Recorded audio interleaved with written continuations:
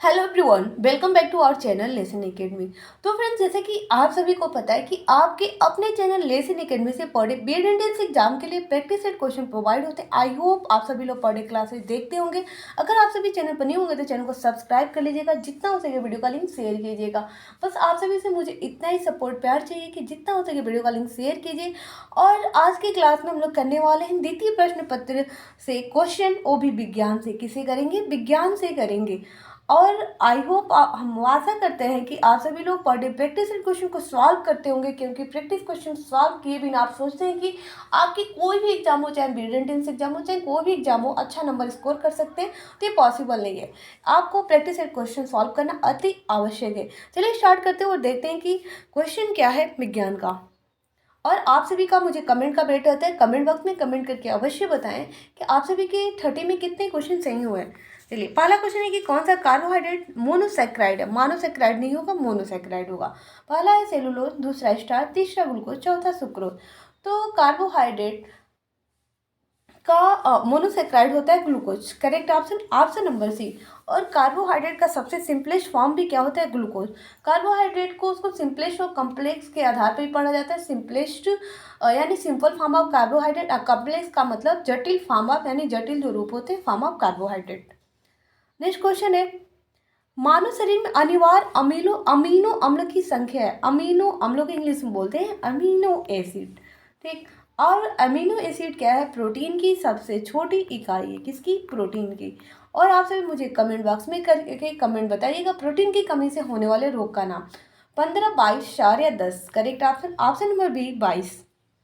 Next है कि लंबे समय तक निकोटोनिक अम्ल की कमी से होने वाला रोग है। बेरी, पेलाग्रा, स्कर्वी, रक्तक्षीणता। Correct option, option number B pellagra. Next है, हमारे रक्त में उपस्थित सामान्य शर्करा होती है ग्लैक्टोज, ग्लूकोज, सुक्रोज या स्टार्च। तो हमारे शरीर में उपस्थित सामान्य शर्करा जो होती है ग्लूकोज, जैसे कि मैंने ऊपर आप सभी को बताया, जो ग्लूकोज होता है ना, कार्बोहाइड्रेट का सबसे सिंपलेस्ट फॉर्म है, यानी सबसे छोटा इकाई कौन सा है? कार्बोहाइड्रेट का glucose. Correct option, option number C B. Next है, इनमें से कौन सा पदार्थ मीठा है फिर भी शर्करा नहीं है? सैक्रिन, लैक्टोज, प्रोटीन या ग्लूकोज? करेक्ट ऑप्शन हो जाएगा ऑप्शन नंबर ए सैक्रिन। मीठा है फिर भी शर्करा नहीं है। Correct option, option number A. Next है, ग्लूकोज, सुक्रोज, माल्टोज की श्रेणी का पदार्थ कौन सा है? मायोग्लोबिन, स्टार्च, अमीनो अम्ल, हीमोग्लोबिन? करेक्ट ऑप्शन हो जाएगा option number B starch. Next है, मानव शरीर में जल की प्राप्ति सामान्यतः पीने के अतिरिक्त और किस क्रिया में आती है? ग्लूकोज के ऑक्सीकरण से, ऑक्सी हीमोग्लोबिन के हीमोग्लोबिन में बदलने से, ग्लाइकोजन के ग्लूकोज में विखंडन से, या मुगुआ में लार के श्रावण से? करेक्ट ऑप्शन हो जाएगा ऑप्शन नंबर ए ग्लूकोज के ऑक्सीकरण से।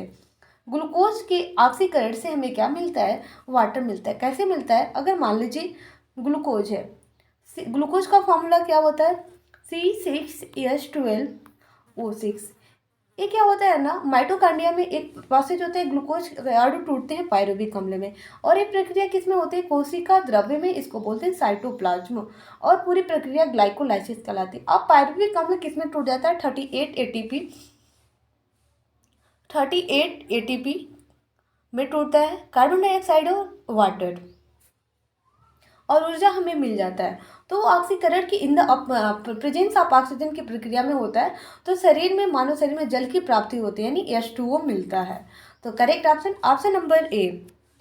नेक्स्ट है, किस विटामिन की कमी से रक्तक्षीणता का रोग होता है? B12, B6, फोलिक अम्ल समूह, ये सब?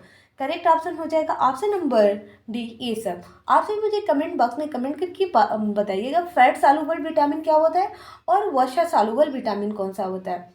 सॉरी, फैट सॉल्युबल को हिंदी इंग्लिश में बोलेंगे वसा, और वाटर सॉल्युबल यानी जल में घुलनशील विटामिन का नाम, और वसा में घुलनशील विटामिन का नाम बताइएगा। नेक्स्ट है कि जहाँ कैरोटीन से विटामिन ए का संश्लेषण होता है, कहाँ पे? त्वचा, रक्त, वृक्क या यकृत? तो जहाँ कैरोटीन से विटामिन ए का संश्लेषण होता है, correct option, option number D यकृत, यानी यकृत को इंग्लिश में लीवर भी बोलते हैं। और लीवर का काम क्या होता है? लीवर के विभिन्न काम होते हैं। पहला क्या है? ग्लाइकोजन का संचय, यानी किसका संचय करता है? इकोजन का संचय भी करता है। हेपेरिन का भी निर्माण करता है। और बाइल जूस का इट्स मोस्ट इम्पॉर्टेंट कि बाइल जूस का भी स्रावण यानी सेक्रेशन कौन करता है, लीवर करता है। नेक्स्ट क्वेश्चन है कि प्रोटीन के जल अपघटन बंधों को क्या कहते हैं, यानी प्रोटीन के जल के अपघटन बंधों यानी बॉन्ड को क्या कहते हैं, पेप्टाइड, एस्टर, डिस्टर या ग्लाइकोसिडिक। करेक्ट ऑप्शन होगा ऑप्शन नंबर ए, यानी पेप्टाइड जो होते हैं ना प्रोटीन के बॉन्ड को कहते हैं। Correct option option number B, protein की सबसे छोटी इकाई होती है अमीनो एसिड और ये कितने अणुओं से मिलकर बने होते हैं, 22। नेक्स्ट है चिकित्सा भाषा में गोल्डन आवर का संबंध है कैंसर के अंतिम गर्भ में शिशु की जानकारी से, हृदय घात से, वास्तव में बच्चे के जन्म लेने से। तो चिकित्सीय भाषा में गोल्डन आवर का संबंध किससे, हृदय घात से।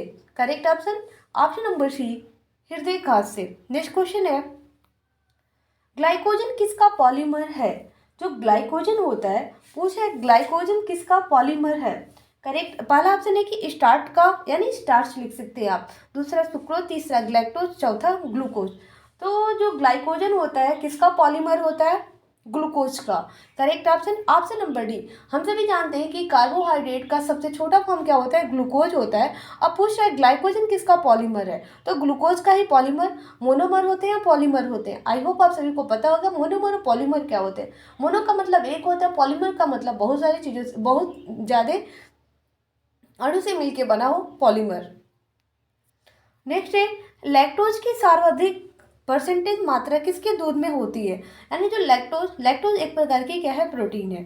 ज़्यादा हम जानते हैं कि दूध में मिलता है। अब पूछ रहे हैं किस दूध में, यानी किसके दूध में ज़्यादा होता है, गाय की, भैंस, मानव माता या बकरी। तो जो लैक्टोज होता है इसकी सर्वाधिक मात्रा किसकी, यानी मनुष्यों में। करेक्ट ऑप्शन इसका क्या होगा, ऑप्शन नंबर सी, मानव माता। नेक्स्ट क्वेश्चन है कि प्रोटीन में आवश्यक रूप से होते हैं, यानी जो प्रोटीन होता है प्रोटीन में कौन कौन से तत्व होते हैं, carbon, nitrogen, hydrogen, sulphur. Next option है कि सल्फर, कार्बन, नाइट्रोजन, ऑक्सीजन। तीसरा ऑप्शन है कि कार्बन, ऑक्सीजन, नाइट्रोजन, हाइड्रोजन। चौथा है कि सल्फर, हाइड्रोजन, नाइट्रोजन, ऑक्सीजन।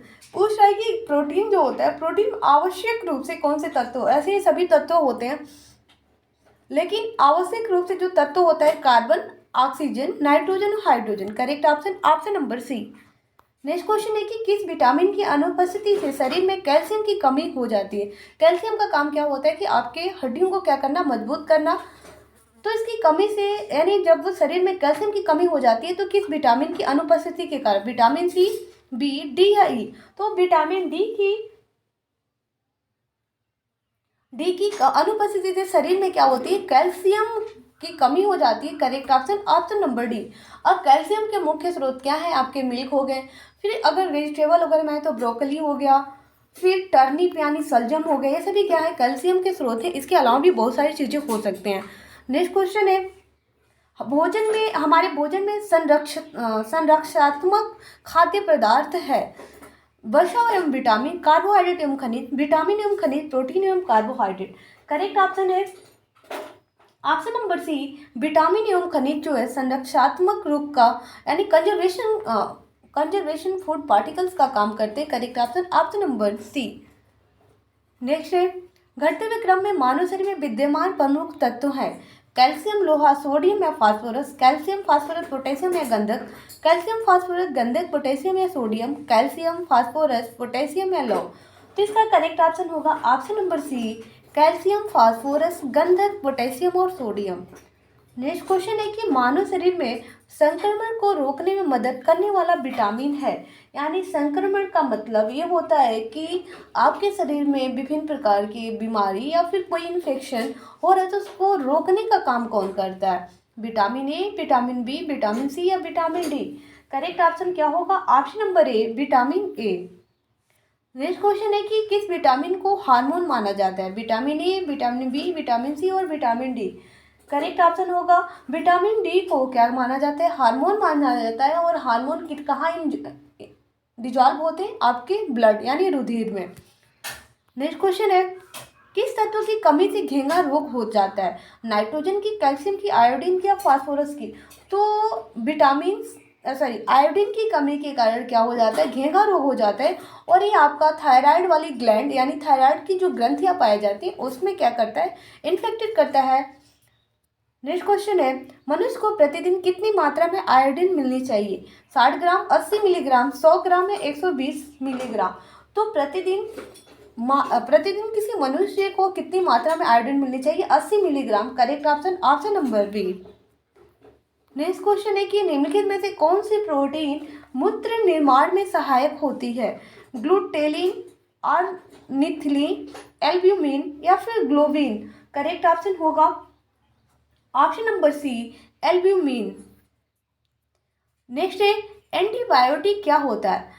दो क्वेश्चन है कि एंटीबायोटिक और वैक्सीन यानी टीकाकरण, दो क्वेश्चन अक्सर करके पूछते हैं। फर्स्टली हम लोग सॉल्व करेंगे एंटीबायोटिक क्या होता है। एंटीबायोटिक किसी सूक्ष्म जीव द्वारा संश्लेषित रसायन जो अन्य सूक्ष्म जीवों से रक्षा करता है। रक्त कोशिकाओं द्वारा निर्मित पदार्थ जो संक्रमण का सामना करता है। रक्त कोशिकाओं द्वारा निर्मित पदार्थ जो कीटाणुओं से रक्षा करता है। यह मानव शरीर से संश्लेषित रसायन जो सूक्ष्म जीवों से रक्षा करता है। तो इसका करेक्ट ऑप्शन क्या होगा? जो एंटीबायोटिक होता है किसी सूक्ष्म जीवों द्वारा यानी जो भी माइक्रो ऑर्गेनिज्म होते हैं, अगर आपके शरीर में कोई बीमारी हुआ, चाहे फीवर हुआ, फीवर में जो भी इंजेक्शन लगता है वो भी क्या है, एक प्रकार की एंटीबायोटिक है। इसके अलावा और भी इंजेक्शन तैयार किए जाते हैं जो एंटीबायोटिक होते हैं। तो पूछा है कि एंटीबायोटिक क्या होता है? किसी सूक्ष्म जीव द्वारा संश्लेषित रसायन जो अन्य सूक्ष्म जीवों से रक्षा करता है। यानी जो एंटीबायोटिक होते हैं जो माइक्रो ऑर्गेनिज्म होते हैं उनसे तैयार किए जाते हैं। अगर आपके शरीर में कोई डिजीज हो रही है, इंजेक्शन लगते हैं, उस इंजेक्शन को लगाने के बाद वो क्या करता है, एंटीबायोटिक जो आपने लिया वो जो आपके शरीर में सूक्ष्म जीव इंटर कर रहे हैं उनको मारने का काम करता है और आपको सूक्ष्म जीवों से बचाने के लिए उस बीमारी से बचाने का भी काम करता है। एंटीबायोटिक होगा वैक्सीन। जो एंटीबायोटिक होता है वो आप वो फीवर हो गया उसके बाद से ही आप जाएंगे तो मेडिकल स्टोर जहाँ भी जाते हैं इंजेक्शन लगवाएंगे। लेकिन जो टीकाकरण होता है इसको इंग्लिश में बोलते हैं वैक्सीन। तो जो वैक्सीन होता है, वैक्सीन और टीकाकरण में दो अंतर होता है। दोनों तो आपको इंजेक्शन लगते हैं, लेकिन जब बीमारी नहीं हुई रहती है उसके पहले ही वैक्सीन यानी टीकाकरण हो जाता है। जबकि जो एंटीबायोटिक है, आपको बीमारी होने के बाद से उस एंटीबायोटिक को आप लेंगे। तो दोनों में अंतर ये हो रहा एंटीबायोटिक और वैक्सीन।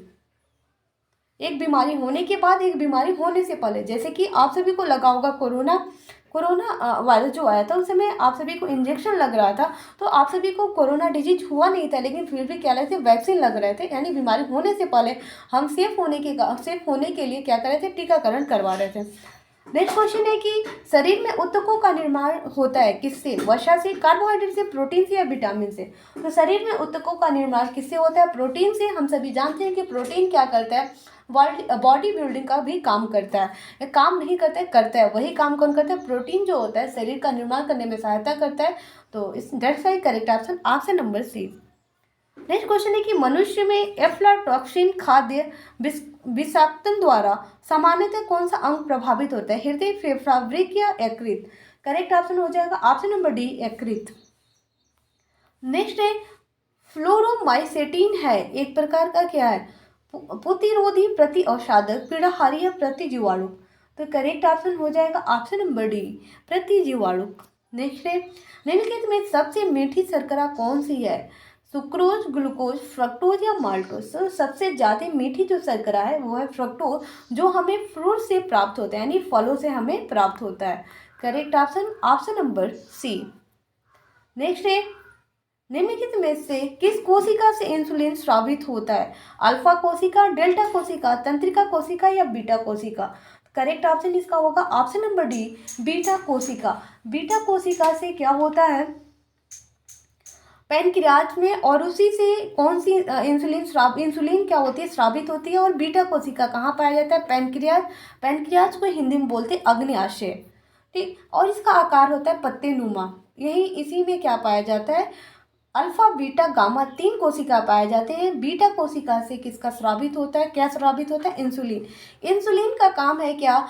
ग्लूकोज यानी ग्लाइकोजन का नियंत्रण करना, आपके शरीर में ना ही अधिकता होने देना ना ही कमी होने देना, ये काम करता है इंसुलिन। और ये जब काम करना बंद कर देता है तो ही हमें कौन सी बीमारी हो जाती है? शुगर की। नेक्स्ट है मानव में एडेनिन और ग्वानिन के उपापचय अपशिष्ट किस पदार्थ के रूप में उत्सर्जित होते हैं? जो एडेनिन और ग्वानिन होते हैं एक प्रकार के क्या है, नाइट्रोजन क्षार है। क्या है? नाइट्रोजन क्षार। एक नाइट्रोजन क्षार को दो भागों में बांटा गया, प्यूरिन और प्यूरिमिडीन। प्यूरिन के होते हैं एडेनिन और ग्वानिन, और प्यूरिमिडीन के होते हैं थायमिन और साइटोसिन।